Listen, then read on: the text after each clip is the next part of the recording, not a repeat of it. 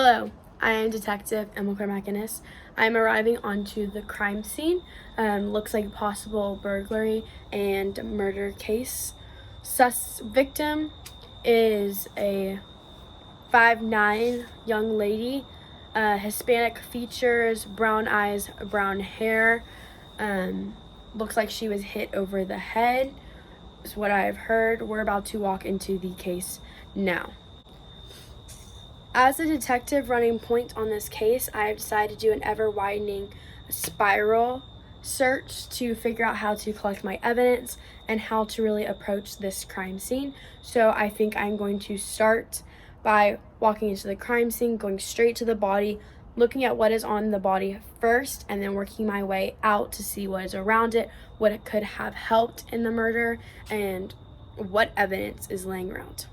We see the victim resides at 5626 Hanover Drive. So we are walking to the house.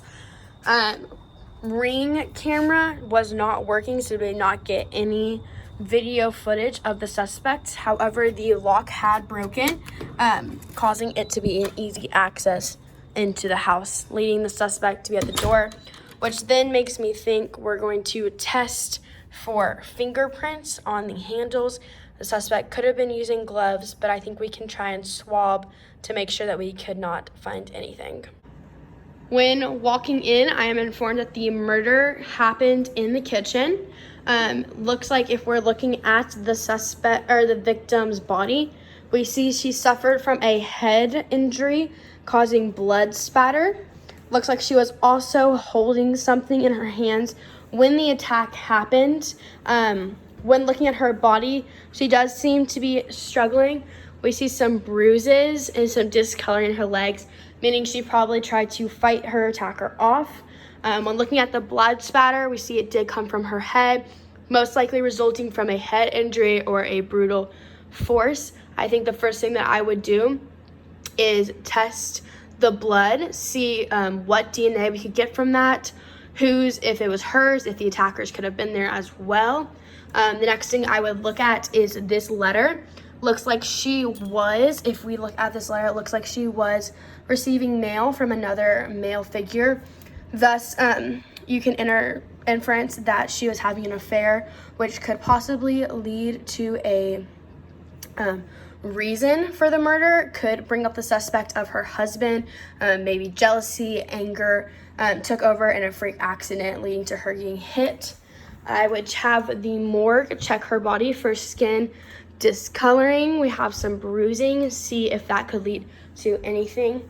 As well, the next thing I would look at is the murder weapon. We see she was hit over the head. Must have been at a hard and fast rate, causing the skull and bone fracturing and thus the death. So possibly someone strong, most likely a male dominant figure in the family, thus also looking more at her husband. And the next thing that I see is that she was enjoying a glass of wine. We see the bottle and we see the wine, so I would test for fingerprints on either the bottle or the glass, test the alcohol in the victim's system. How much was she drinking? What could have been in there? I would test what the wine if it was mixed with any kind of poison or other substances, and if it was just wine.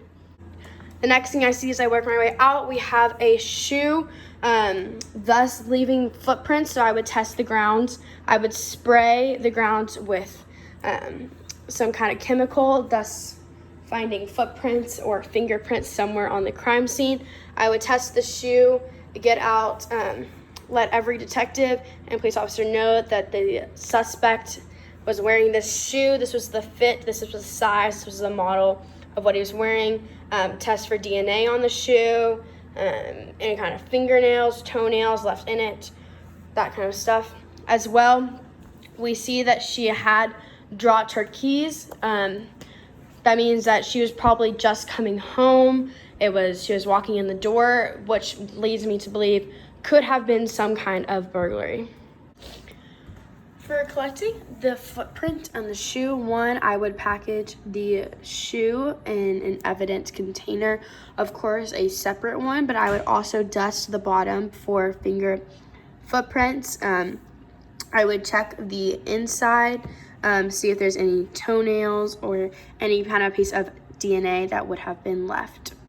When packaging up all my evidence, I know that each one should be placed in its own container, because if it is together, you can contaminate it or something can go wrong. The evidence could be slurred. There's just too many things that could go wrong, so each one will be placed in its own bags.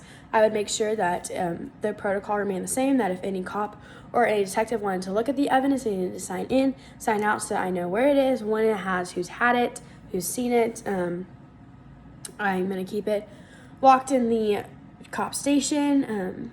It's going to be very secured. Thank you. When deciding how I should approach this case and this crime scene, I decided to start with my search method, which I decided I would go with the ever-widening spiral search method, because I believe that the most important piece of evidence that we have in this case right now is the victim's body, the bruising, the scratch, the head injury. I think that that's the most important that we can get. We can get DNA from her, we can get fingerprint, we can get hair fiber, we can get a lot of things from the victim's body. Once we've discovered all of that, we can then move our search more outward. Then we would see the blood spatter around the victim. We see the letter proving that there could be a reasoning and thus giving us a suspect. We would see the murder weapon. We would see footprints, fingerprints, the wine glass, the keys. As we move it forward, we see why more and more evidence creates a stronger case. And so that's why I would pick what I pick.